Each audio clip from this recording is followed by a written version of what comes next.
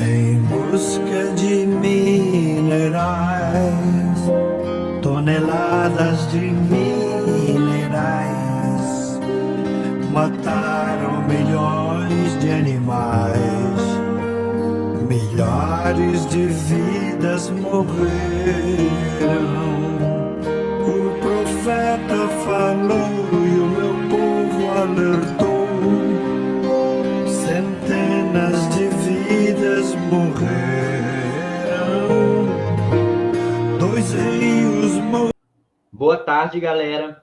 Estamos aqui com mais uma live do Movimento Serra Sempre Viva. Estamos com os dois convidados que constroem o Movimento Serra Sempre Viva, estão sempre juntos com nós nessa luta que é muito importante em defesa da nossa serra. O Frei Gilvander e o companheiro Henrique. Sejam bem-vindos a essa live de novo, Frei Gilvander e companheiro Henrique, em mais uma dessas que representam a tentativa do movimento Serra Sempre Viva de comunicar à população o que está acontecendo referente à Serra do Rola Moça, referente aos nossos mananciais, à nossa biodiversidade. Bom, boa tarde a todas e a todos que nos acompanham aqui por essa transmissão.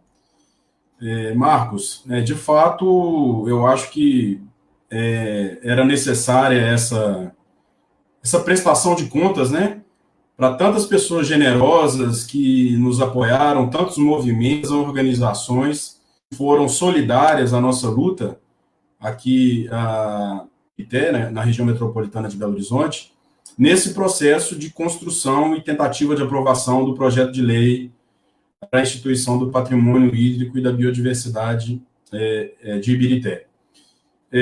Olha, eu acho que o que fica dessa... E aí, nesse sentido, a gente hoje quer, com essa live, poder explicar em que pé nós nos encontramos hoje, semanas, quase 2 semanas após a sessão da Câmara Municipal de Ibirité, que teve, de forma vergonhosa, manteve o veto do prefeito William Parreira. Aí esse projeto foi construído de forma participativa, com, vamos dizer assim, com amplos setores da sociedade civil, de Ibirité, mas também de outros municípios da região, né? Obrigado, Marcos. Obrigado, Frei Gilvander. Depois da fala do Frei Gilvander, fica difícil, né? Suceder, porque o Frei Gilvander realmente é brilhante assim, na exposição, né? Tem o dom mesmo da palavra, mas eu queria começar, em primeiro lugar, agradecendo a participação de todos aqueles que estão deixando seus comentários aqui. Todos foram muito importantes, continuam sendo, serão muito mais ainda na continuidade da nossa luta aqui. Queria, no nome da Dirlene Marques, agradecer a todos eles. A Dirlene, que é uma companheira, uma mulher de luta, uma lutadora, uma mulher de fibra, tem muitos capítulos de luta aí na sua história, né? E a gente fica muito honrado de ter a participação dela aqui.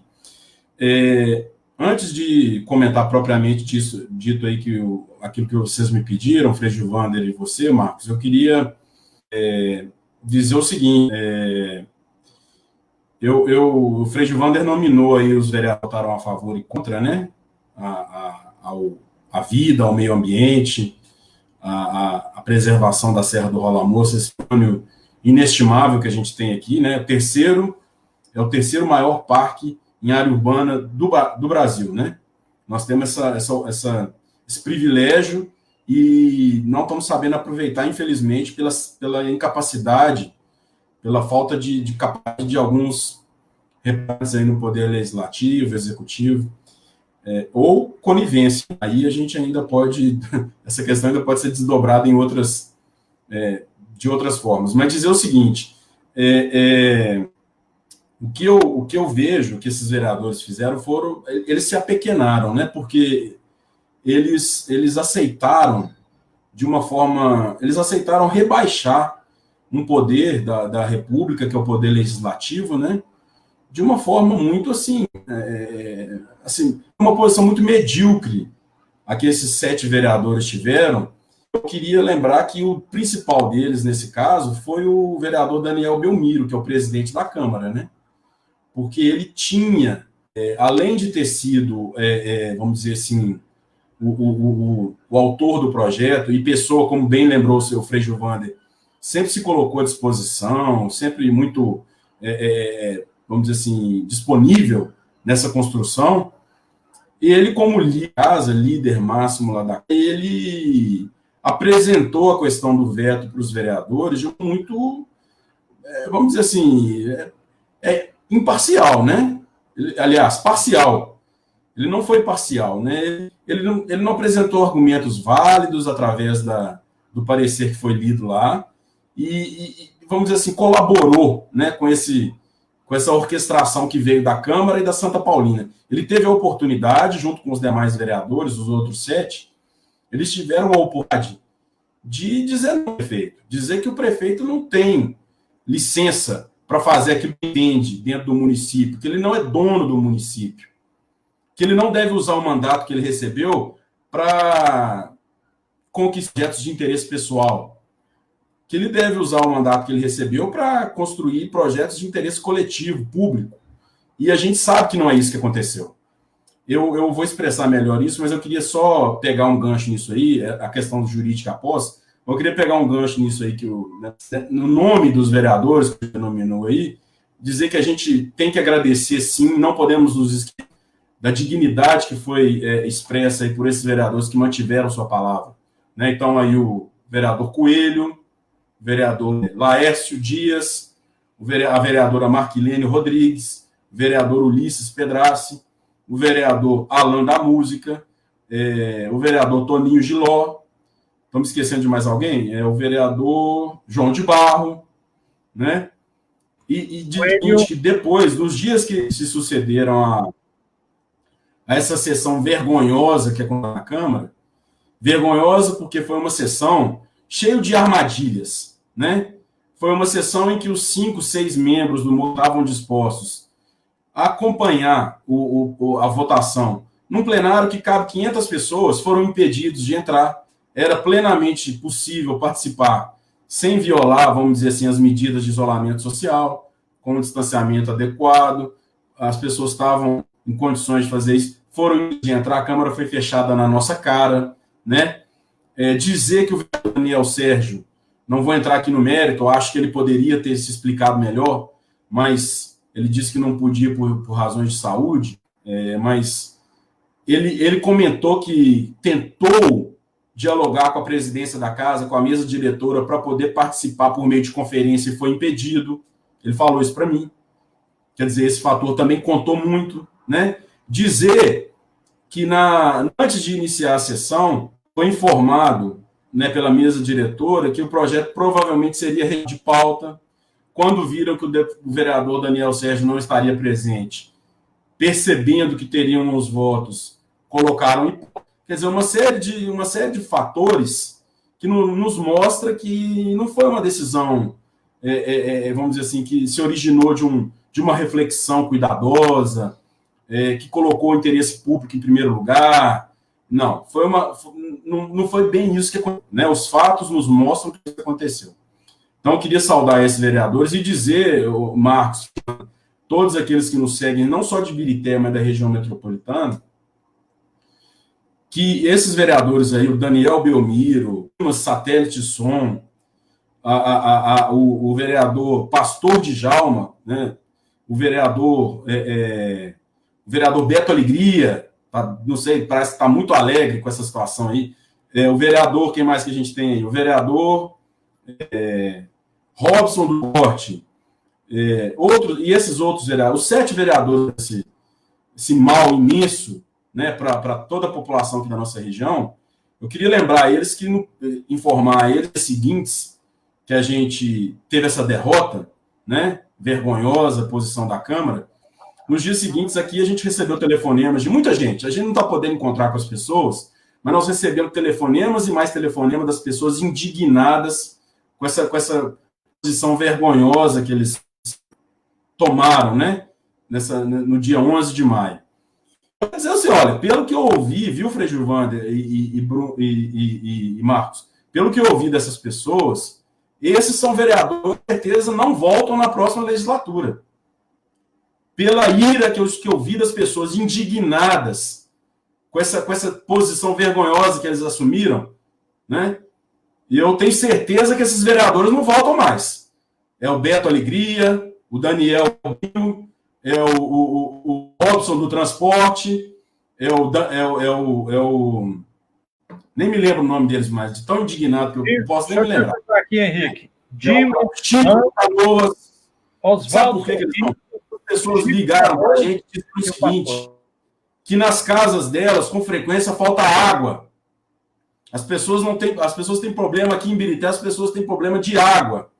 É frequente bairros aqui que tem falta de água na mesma semana mais de uma vez. Né? Sim, essas pessoas vão ser esses vereadores aí, nós vamos lembrar deles todos os dias que a gente...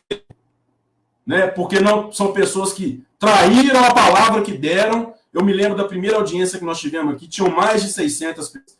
Está tudo filmado, tudo gravado, vai ser tudo mostrado para a população de Birité, da região metropolitana que quiser ajudar, porque eles traíram o compromisso que eles fizeram diante de mais de 600 pessoas. Inclusive, nesse dia, foi o dia que o prefeito William Parreira, que se viesse projeto da Câmara, que pudesse transformar Ibirité num terreno livre de mineração, ele sancionaria o projeto.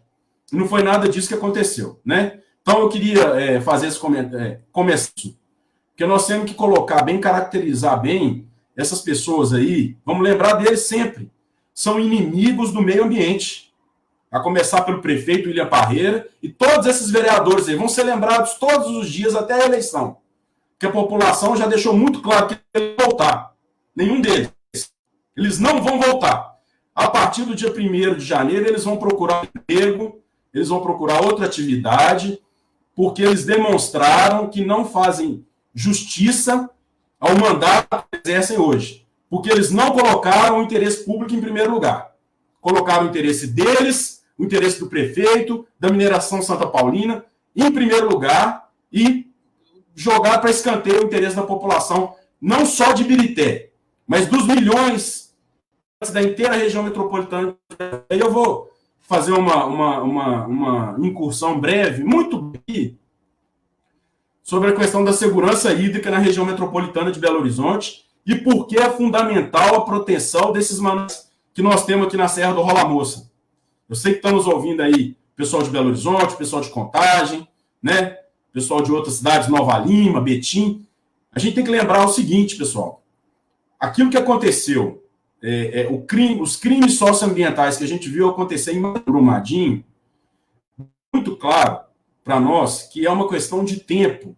Hoje, com a permanência dessas barragens aí, dessas bombas relógio, elas trazem uma ameaça incrível, inacreditável para a vida da população em todos esses municípios. E vou explicar por quê. Só lá no Rio das Velhas, o sistema Rio das Velhas, aqui na região metropolitana, nós temos aí o sistema do Rio das Velhas, o sistema Paraupeba, a grosso modo, né? Do Rio das Velhas, sozinho, a ação lá de Bela Fama, ela corresponde aí a mais de 40% da que é produzida para o consumo humano e para o consumo aqui na nossa região metropolitana. Mais de 40%. Lá no Rio das Velhas tem mais ou menos, aqui ó, que ameaçam, em caso de rompimento, a captação, a permanência, a continuidade da captação de Bela Fama, né? Forquilha 1, Forquilha 2, Forquilha 3, todas da mina de Faro Preto, Vargem Grande, Maravilhas 2 e Itabirito.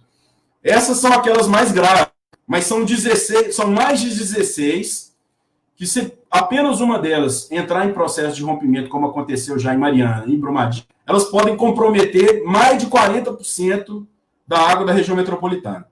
Aqui no sistema do Paraupeba, a gente tem, né, ameaçando ali parte importante desse sistema, que é o sistema do Rio Manso, do reservatório. A gente tem em Igarapé a MMX com barragem. Agora parece até que é outra empresa MMX, né? Eu não me lembro, não me recordo o nome da mineração. Mas tem a barragem lá que a MMX deixou para ameaçar a segurança hídrica de milhões de pessoas da região metropolitana. Itatiaia Sul tem a barragem da Uzi Minas. E Itatiaia-Sul também tem a barragem da ArcelorMittal, né? Então, esse aí prejudicaria inteiro o sistema do Rio Manso, que é parte muito significativa do sistema. A situação do Paraopeba, a captação do Paraopeba aqui em Brumadinho, não existe mais, porque com o rompimento da barragem do Córrego do Feijão, a água dali já não serve mais para o consumo humano. Então, vão ter que estudar, captar essa água mais acima. Mas coisa que também são medidas que só resolveriam se acima, a montante dessa nova captação, não houvesse nenhuma mineração e nenhuma barragem, coisa que a gente sabe que existe nos municípios aí para cima. Até mesmo dentro de Brumadinho existe, né? Mas nos outros municípios, vamos dizer assim, no Alto Paraopeba também existe, né? Então, nós estamos com essas questões aqui para a gente dizer o seguinte, que nós estamos falando em quase 100%, né? Assim, 90%, 80% do potencial de água para o consumo humano na região metropolitana de Belo Horizonte, né? Ameaçados por essas barragens aí. A gente não sabe até quando, né? Porque a qualquer momento elas podem se romper. A gente vê a todo momento essas, vamos dizer assim, essas emergências, né? Aumentou a segurança de risco e tal.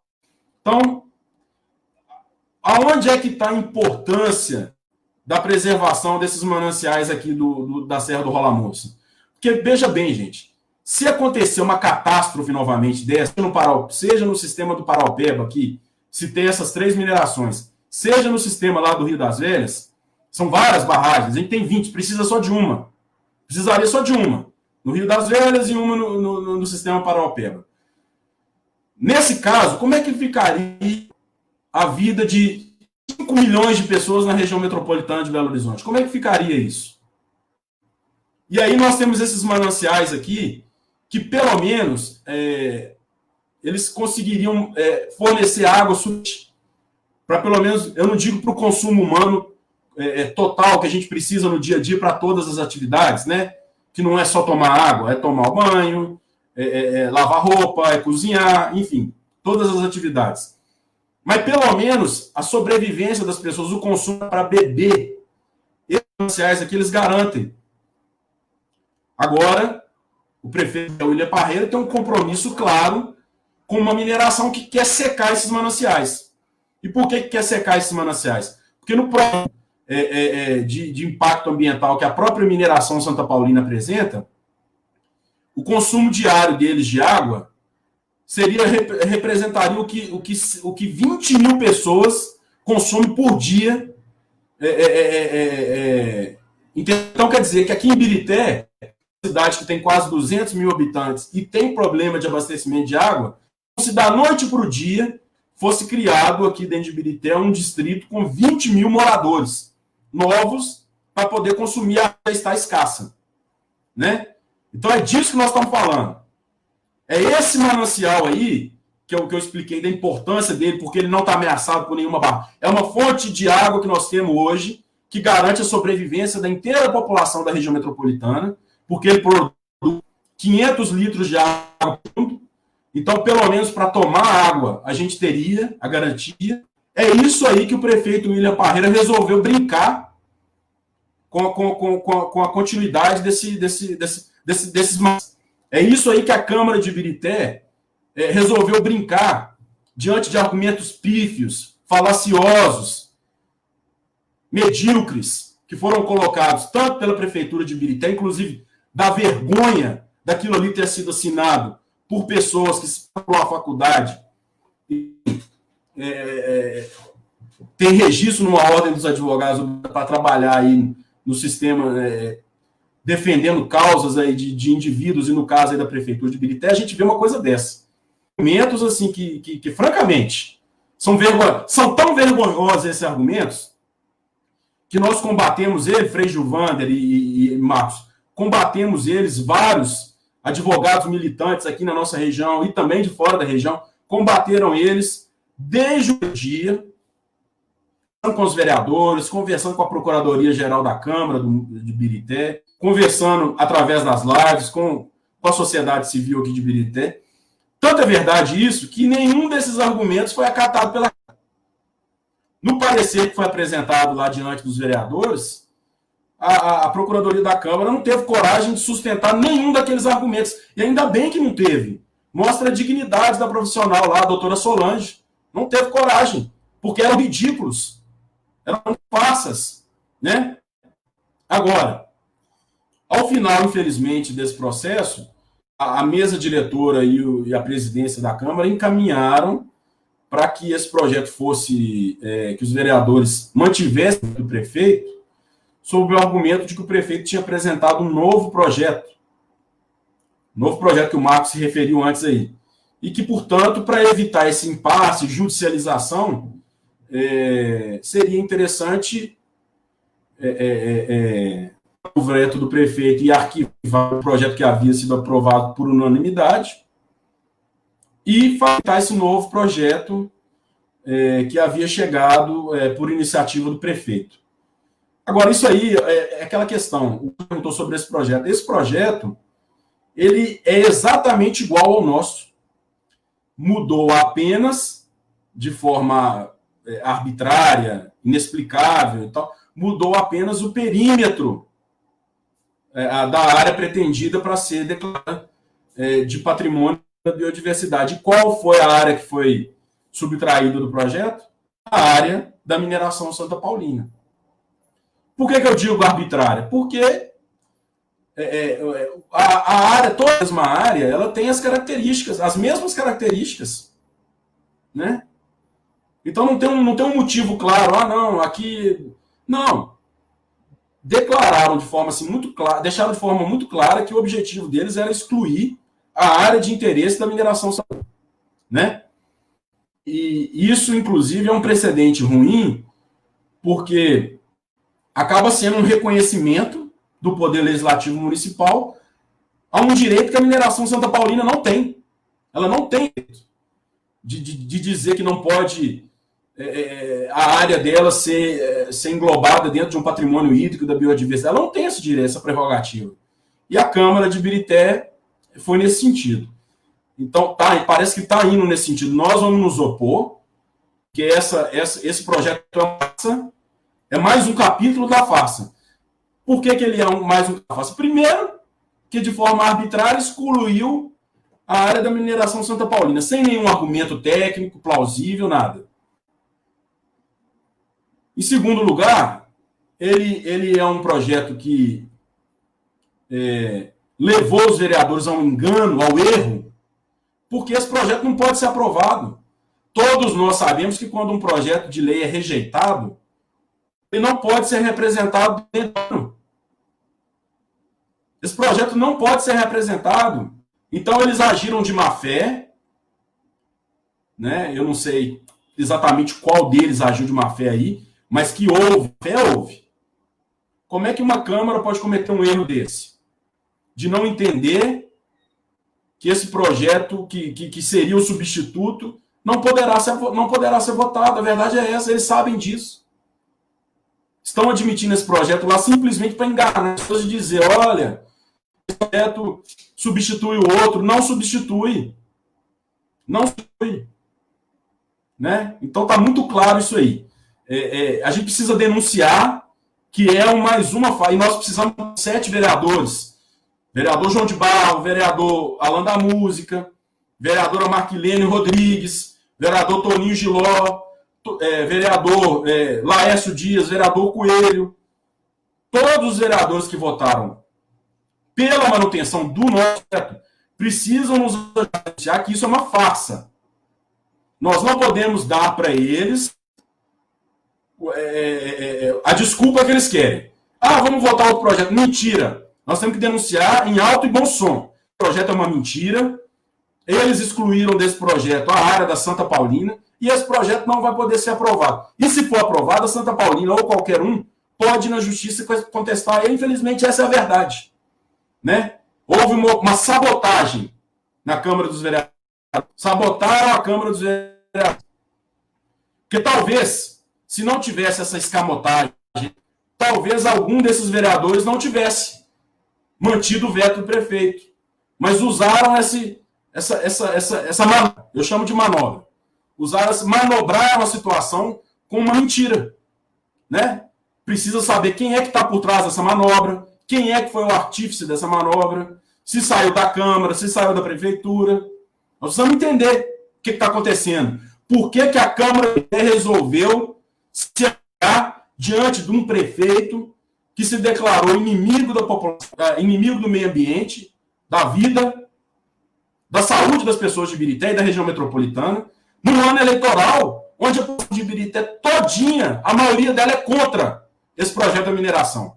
Então, o que o prefeito William Barreira e a mineração Santa Paulina fizeram para convencer esses vereadores a cometerem um suicídio político? O que eles fizeram? Qual foi o forte argumento? Porque jurídico não foi. Ficou claro na sessão que a Câmara de Vereadores não assumiu nenhum dos argumentos jurídicos. E quais foram eles? Dizia que o Poder Legislativo Municipal não tinha competência constitucionalmente assegurada para tratar de patrimônio. Que somente o Poder Executivo tinha essa competência pela Constituição. Esse é um argumento, assim, é até difícil comentar, de tão absurdo, né? Porque as leis municipais que regulam patrimônio no Brasil são, né? A quantidade não dá nem para entrar nessa discussão aí. Inclusive, está muito claro o artigo 24, que trata das competências legislativas, artigo 30, que trata das competências municipais, inclusive das legislativas, em caso suplementar, tudo mais. Então, esse argumento aí foi um argumento assim que dá... Um outro argumento que eles utilizaram para manipular os vereadores foi o argumento de que estávamos instituindo uma unidade de conservação e que, portanto, isso geraria um conflito com esse da mineradora, etc. É verdade, né? Esse projeto não instituía uma unidade de conservação. As características de uma unidade de conservação são outras.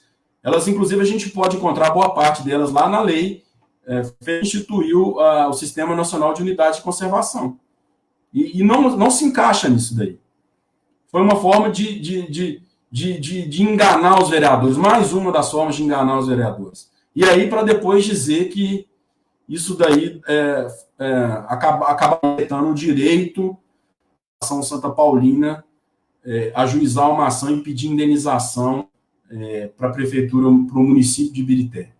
Queria lembrar o seguinte, que esse argumento é tão ridículo que, além de tudo, a mineração Santa Paulina é uma ação que está desativada há mais de 10 anos. Ela não tem funcionário, ela não tem contrato de venda de minério com ninguém, nem para o mercado nacional, nem para o mercado internacional. Né? Então, qual é o prejuízo? Ah, mas é o prejuízo daquilo que ela ganharia. Peraí. Qualquer um de nós sabe aqui que existe o risco de empreendimento. Se você fabricar uma cerveja, você está em vias de querer montar uma fábrica de cerveja. Daí a pouco, uma cervejaria. Daí a pouco, a cerveja se torna um produto proibido. A lei proíbe esse produto. Ele se torna uma droga ilícita. Quer dizer que agora as pretensas fábricas de cervejarias teriam direito a... É um argumentozinho bem chinfrim, né? A gente tem assim, que realmente tem estilo. Né? Para enganar não tem nem estilo, porque né? Nem isso não tem. É uma coisa assim vexaminosa. E aí, usando desse tipo de argumento, é que consegui... dizendo do argumento da improbidade administrativa, que os vereadores, ao votar essa lei, estariam cometendo um ato de improbidade administrativa. Francamente, né? A improbidade administrativa é uma lei prevista, a lei de improbidade, para regular, para coibir atos de poder executivo. Inclusive, o poder legislativo, quando pode ser sancionado com lei, são casos muito, muito específicos, muito remotos, em que há em que uma lei, na prática, ela não consiste numa lei, porque ela não é dotada de generalidade, ela não é impessoal. Quer dizer, ela na prática é um ato que visa beneficiar ou prejudicar alguém. Ali não visava prejudicar e nem beneficiar ninguém. Era uma lei que se uma área da mineração Santa Paulina estava contemplada, mas outras áreas também estavam públicas e privadas. Então não foi uma lei contra a mineração Santa Paulina. Era uma lei que o perímetro da área se estende para uma região mais abrangente. Ela não foi feita para prejudicar a Santa Paulina, nem para beneficiar ninguém.